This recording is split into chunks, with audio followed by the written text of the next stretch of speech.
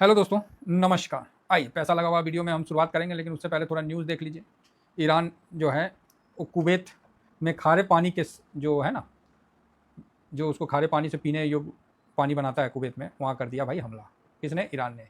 3 घंटा पहले और क्या आया है कि पिछले 24 घंटे में बहरीन, कुवैत, जॉर्डन सब जगह ईरान ने हमला किया है। 1 घंटा पहले क्या आया कि अमेरिका युद्ध समाचार के लाइव अपडेट में मध्य पूर्व में बढ़ते तनाव के बीच में अमेरिका ने विश्वव्यापी सुरक्षा का मतलब हवाला दिया है। ठीक है भाई, और क्या आया? तो ईरान ने कुवैत पर क्या ईरान ने कुवैत पर कब्जा किया। यूक्रेनी बिजली पानी के प्लांट, अच्छा तिल मिला, क्या ही बोला जाएगा, कुछ कुछ भी, छोड़ दीजिए। तो अभी जो सबसे खराब अपडेट आ रहा है, ईरान का कहना है कि हार्मोज में 2 टैंकर में भीषण आग लगी। क्या बोले हैं ईरान? अच्छा ये तो 2 दिन पहले वाली बात है। तो अभी 6 घंटा 2 घंटा ये सब चीज़ आ रहा है और काफ़ी अपडेट अभी चल रहा है। इवेंट ये भी अपडेट आ रहा है कि ईरान ने हुतियों के साथ, और हुतियों ने अभी सऊदी अरब को बोल दिया कि भैया मतलब जो है उनका रोकने के लिए फुल सपोर्ट में ये आ गया। किसके साथ आ गया? तो ईरान के साथ आ गया, है ना। हाँ, ये हुतियों का। तो देखिए ईरान 5 शिप जो है मतलब 5, ये देखिए सीबीएस की रिपोर्ट के अनुसार हुतियों विद्रोही है जो कि ईरान के पक्ष में है। धमकी के बाद अल मंडेब के 5 जहाज़ों ने अपना रास्ता बदल लिया। तो हुतियों ने धमकी दे दिया भाई कि कोई भी अब जो है कच्चा तेल का जो टैंकर है वो अरब के बंदरगाहों से चीन और पाकिस्तान के लिए रवाना हुए थे, जबकि तेल या रसायन से भरा एक अन्य टैंकर सऊदी अरब से ओमान जा रहा था। तो सऊदी अरब से श्रीलंका जा रहा एक खाली वाहक जो है म्यांमार से आ रहा था। तो मतलब ये सब जो टैंकर वापस चलेगा, मतलब सब अपना अपना हट गया। क्यों भाई? तो हुतियों ने क्लियर बोल दिया कि सऊदी को भाई कोई तेल नहीं जाएगा। उसने उस मोर्चे को जाम करने का हो गया। अब आप बोलोगे सर तो अब क्या भाई? अब क्या? अब एक और परेशानी हो गया। क्या हो गया? तो ज़बरदस्त परेशानी हो गया। तो क्या परेशानी हो गया सर? हुतियों का क्या रोल है? ये क्या है भाई? हाँ, रेड सी गेटवे। तो ये देखिए अभी अमेरिका एक के जगह में फंसा हुआ था।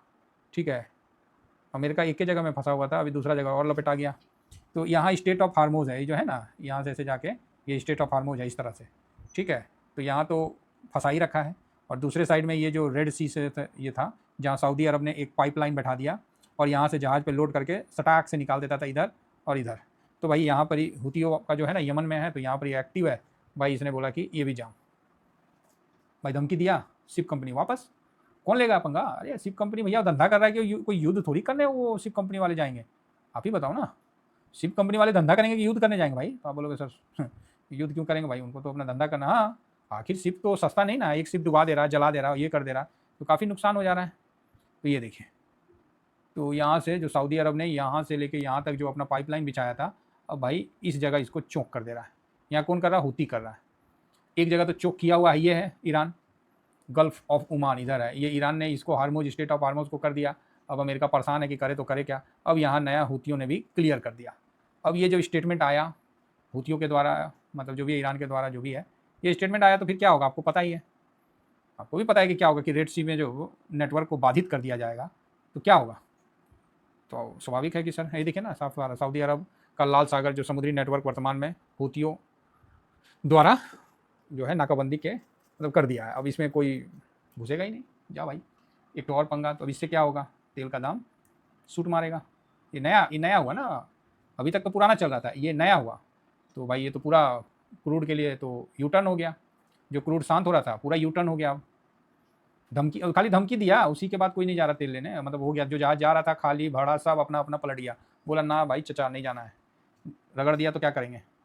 क्योंकि जो तेल कंपनी जो जहाज़ को इंश्योरेंस देती है कंपनी, वो तो पहले ही बोल देती है कि भैया जाओगे तो अपना रिस्क पे जाओ, हमें ना मालूम। ठीक है, कुवैत का कहना है कि टैंकर पर हुए हमले से कई चालक दल के सदस्य घायल हुए हैं। तो क्या बोला जाए। तो ये सब तो मारधार चल रहा है, तो आप देख ही रहे हैं, सुन ही रहे हैं, समझ ही रहे हैं, आप लोग भी अपडेट हो ही गए होंगे। तो हुतियों का ये जो नया तमाशा है, ये थोड़ा सा तेल संकट को थोड़ा सा और मजबूत करेगा। तो तेल संकट को मजबूत करेगा तो सबसे पहले क्या होना चाहिए? तो सर फिर तो ब्रेंट का दाम बढ़ना चाहिए। ब्रेंट का दाम लो जी, 88 से 3% बढ़ गया। तो आप बोलिएगा जा 3% बढ़ा है, ये कहावत सुने हैं, हम तो डूबेंगे सनम, तुमको भी ले डूबेंगे। तो सेम अभी ईरान ने शुरू कर दिया। मिसाइल भी मार रहा है, बम भी मार रहा है, सब कुछ मार रहा है। अब जो सऊदी था वो तेल का किया था, तो ये हुती को तो रखा था, ये थ्रू क्या बोलते हैं उसको, छुपाया हुआ पत्ता, पता तो था ही सब, हुती भी उसी का है। तो ये तुर्क का इक्का निकला है। अब देखिए इससे तो अब अमेरिका किधर निपटेगा, स्टेट ऑफ हार्मोज से निपटेगा कि हुतियों से निपटेगा, अब ये तो आने वाला समय पता चलेगा, बताएगा। तो काफ़ी डेंजर स्थिति बनता हुआ दिख रहा है। अब इससे क्या होगा नहीं होगा उस पर भी हम चर्चा करेंगे। उससे पहले 10 ईयर बॉन्ड यील्ड 4.61, तो अमेरिका मार्केट गिरेगा, आज गिरे कल गिरे, गिरना पड़ेगा, एकदम क्लियर वर्ड। ये देखिए 2 ईयर बॉन्ड यील्ड 4.24, आज गिरे कल गिरे परसों गिरे, गिरना पड़ेगा अमेरिका मार्केट को, क्योंकि 2 ईयर बॉन्ड यील्ड इतना बढ़ गया है। बाकी अभी हम एक बार चेक कर लेते हैं अमेरिका में क्या चल रहा है। 400 पॉइंट का तेजी था ना, तो यहाँ पर ये डाउ जोन देखिए फिलहाल तो 322, भाई ये नहीं टिकेगा। आज भले ऊपर हो जाए, प्रॉफिट बुक करके लोग निकल जाएंगे, जो नए नए हैं ना वो फंस जाएंगे। ये देखिए यहाँ भी अच्छा तेजी है, नैस्डैक में 500, ये टेक शेयरों पे जो है तेजी ये भले चल रहा है, लेकिन जो स्थिति है ये टिकने वाली स्थिति नहीं दिख रही है फिलहाल। नया हमको तो लगता है नैस्डैक नया लाइफ टाइम हाई तो नहीं बना लिया फिर से, ना हाई नहीं, अभी डाउन है। चलो जी ठीक। S&P 500 में भी अच्छी तेजी है, ये आज और कल में आपको टूटा हुआ दिख जाएगा। आज प्रॉफिट बुकिंग आ जाए या कल आ जाए, क्योंकि जिस तरह से है, क्योंकि बॉन्ड यील्ड उतना बढ़ जाना ये तो भाई साहब किसी भी एंगल से सही नहीं है। आइए अब अपने मार्केट पे देखते हैं। तो इंडिया विक्स को हम देखते हैं 13 के नीचे, तो बढ़िया है। यहाँ पर थोड़ा सा ADR का दर्शन कर लेते हैं। तो ADR इन्फोसिस थोड़ा हल्का सा बिकवाली है, इन्फोसिस के फ्यूचर में 0.84 का बिकवाली है। HDFC में थोड़ा तेजी दिख रहा है, और ICICI में भी ठीक है, विप्रो ये ठीक है, ओके ओके है ना। रिलायंस में 1.5% का गिरावट है, लेकिन वॉल्यूम तो है ही नहीं, 50 वॉल्यूम से क्या होगा, तो इसी है ना। तो ठीक है, मतलब यहाँ तेजी है बैंकों में, हाँ थोड़ा सा इन्फोसिस में हल्का सा, विप्रो ठीक है। अब आ जाते हैं इंडेक्स में। इंडेक्स 12.60 तो बहुत बढ़िया है, समझ रहे ना, बहुत बढ़िया है, कोई दिक्कत वाली बात नहीं है।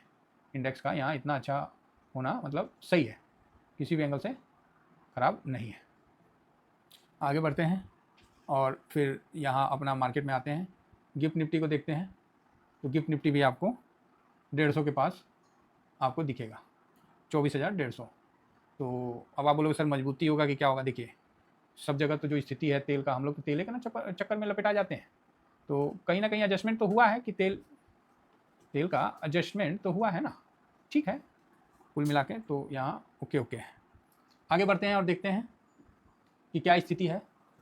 तो यहाँ जब और आगे बढ़ते हैं तो यहाँ दिखता है कि अपना रुपया जो है वो फिलहाल थोड़ा आज मजबूत हुआ है, तो अच्छी बात है।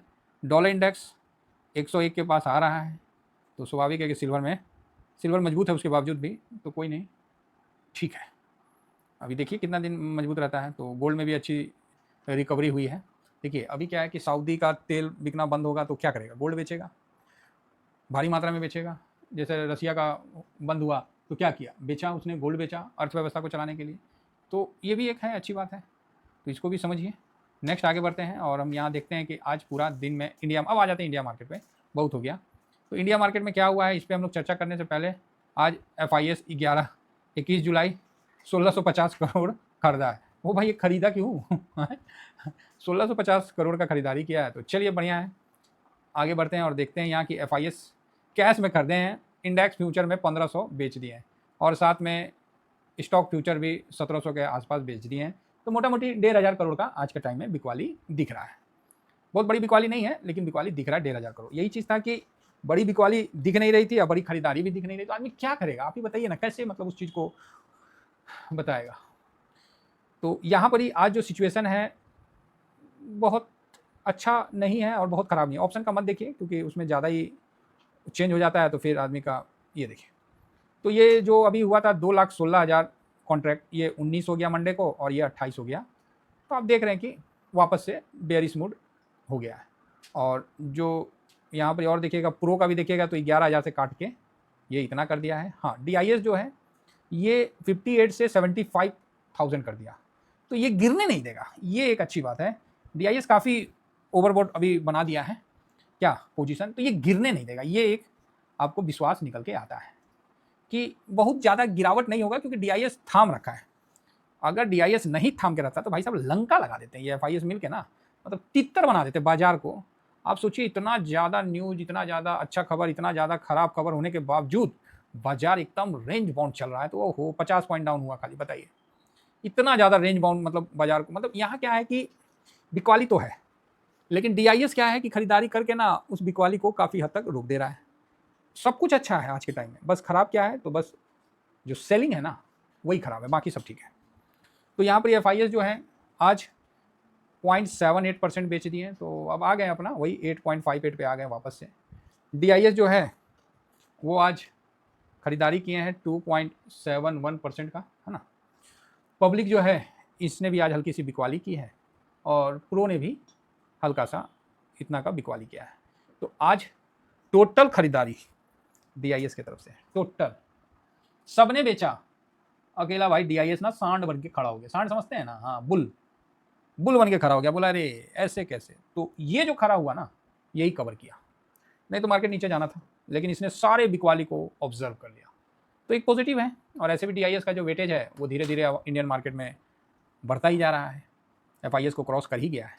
लेकिन फूफा आने का अलग मजा है, तो कोई बात नहीं। अगर रुपया देखिए सर, रुपया थोड़ा ठीक नहीं हुआ, ठीक मतलब ठीक क्या बोले, थोड़ा हुआ 91 92 आपको ब्रेंड चला गया है, क्या ही करिएगा आप ही बताइए। अब DIS ही क्या कर लेगा। हालांकि हम लोग का आता है, लेकिन रसिया से हम लोग का, और ये क्या है कि सब वो मतलब जैसे पहले फर्स्ट बार में जितना गिरा था उतना नहीं गिरेगा, क्योंकि अल्टरनेट सभी देशों ने कर लिया। हाँ, ये जरूर है कि ये जो हुतियों का आना, एक नया पार्ट का अध्याय शुरू हुआ है, तो थोड़ा सा इस पर एक्शन दिखाएगा, लेकिन वो पहले जैसा होगा वैसा मत सोचिए। पहले तैयार नहीं थी, अब तो तैयार हो गया, जस्ट लाइक कोरोना का सेकेंड फेज, है ना। अब थर्ड फेज में तो न्यूट्रल हो जाएगा, ठीक है। तो ये चीज़ है। तो बाजार ग्लोबल निगेटिव होने के कारण और अपना पॉजिटिव होने के कारण दोनों के बीच में कसम कसी चलेगा, रस्सा कसी, फिर देखते हैं क्या होता है। तो चलिए फिलहाल आज के लिए इतना ही है, और बाकी देखते हैं। डिफेंस में कुछ अच्छे रक्षा सौदा का आया है तो उस पर एक वीडियो बनाते हैं। बाकी अपना टेलीग्राम है सर, टेलीग्राम जरूर ज्वाइन रखिए। हम लोग कोई भी, ये स्विंग है, ये शॉर्ट स्विंग है, कोई भी सर हम लोग ना क्या बोलते हैं उसको, उतावला होकर कोई ट्रेड नहीं लेते हैं, आराम से लेते हैं सर। कोई भी हम लोग प्रीमियम फलाना ढिकाना के चक्कर में नहीं रहते हैं, खरीद के शेयर की तरह रखते हैं ETF को, और जब मौका आता है तो फिर प्रॉफिट बुक करते हैं। इस समय को थोड़ा, अब मूवमेंट ही नहीं है तो क्या आप और हम करेंगे। तो ये मार्केट का एक फेज है, जिस मार्केट को आप लोग समझते हैं उसमें एक ये भी आता है कि हम नहीं चलेंगे, जाओ क्या करोगे, थोड़ा ऊपर चलेंगे फिर नीचे आ जाएंगे, नीचे जाएंगे फिर ऊपर आ जाएंगे, हम नहीं चलेंगे। तो ऐसी स्थिति में अगर आप सोचोगे कि हम छोटा छोटा प्रॉफिट बुक करें, कर सकते हैं, कोई प्रॉब्लम नहीं है, 1% 2% में आप कर सकते हैं। लेकिन डर रहता है कि किसी दिन मार्केट ने 1000 पॉइंट का रैली दे दिया तो फिर सारे आप मतलब वो नुकसान में हो जाएगा, और मार्केट तो गैप अप गैप डाउन में ही काम कर रहा है, बाकी पूरा दिन तो साइलेंट ही है, समझ रहे। तो इन चीज़ों को समझना पड़ता है, तो इसलिए थोड़ा सा पेशेंस है, निकालिए समय, क्योंकि ये समय भी निकल जाएगा। इस बार उतना नहीं डर होगा जितना फर्स्ट बार में ईरान और अमेरिका का हुआ था। बाकी 10 दिन से कंटिन्यू तो अमेरिका मारिए रहा ना बम, है। अरे भाई, एक छोटा सा यूक्रेन को करने में हालत ख़राब हो गया रसिया का, अमेरिका ईरान में फंस चुका है, कितना सैनिक मर गया उसका, 100 से ज़्यादा घायल हो गया है, तो फिर दबाव तो उस पर भी बुरी तरह से है। तो चल रहा है, पेशेंस से हम लोग को भी शांति से निकलना पड़ेगा। अननेसेसरी कोई भी हम एक्टिविटीज़ करेंगे वहीं फंस जाएंगे, क्लियर है, कोई डाउट नहीं है, मेरे को तो डाउट नहीं है। बाकी किसी को लगता है कि नहीं सर हम कुछ अननेसेसरी कर सकते हैं तो करिए, पैसा आपका है, मैं ना करूँगा ना एडवाइस करूँगा, ठीक है। बाकी आप देख लो सर। फिलहाल इतना ही कहकर अपनी वाणी को विराम देता हूँ। समय थोड़ा कठिन है, निकल जाएगा, समय थोड़ा कठिन है, निकल जाएगा। खराब समय का भी एक खासियत है, ये भी ज़्यादा दिन नहीं रुकता है। Thank you very much. जय हिंद, जय भारत।